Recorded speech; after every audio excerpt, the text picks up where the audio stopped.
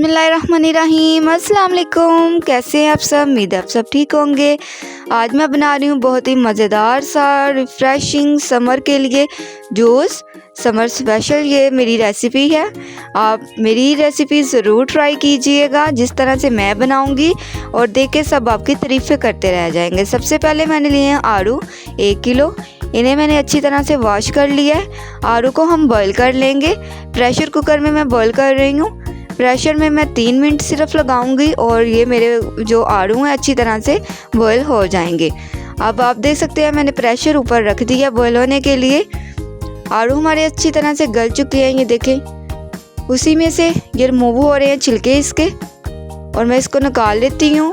Tub में मैंने इसे निकाल लिया और अब हम इसे रखेंगे ठंडा होने के लिए। फिर हम इसके सारे छिलके रिमूव कर लेंगे और फिर नेक्स्ट स्टेप आपके साथ मैं शेयर करती हूँ।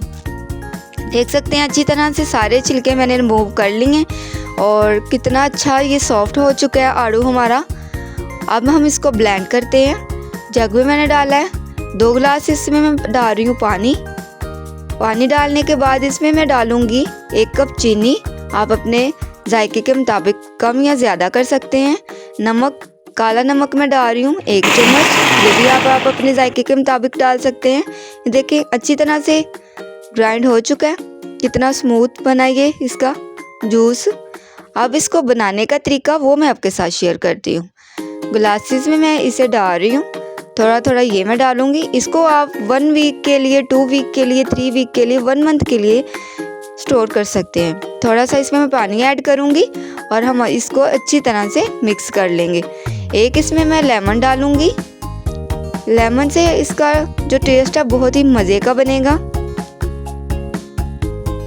देख सकते हैं मज़ेदार सा हमारा जूस बनकर रेडी हो चुका है। अगर आपको मेरी ये रेसिपी पसंद आई है तो प्लीज़ मेरे चैनल को ज़रूर सब्सक्राइब कीजिएगा, लाइक कीजिएगा, कमेंट कीजिएगा, बेल आइकन को ज़रूर प्रेस कीजिएगा ताकि नेक्स्ट आने वाली वीडियो आपको बर वक्त मिलती रहे। इसी के साथ मिलते हैं नेक्स्ट वीडियो में। तब तक के लिए अपना ख्याल रखिएगा। अल्लाह हाफिज़।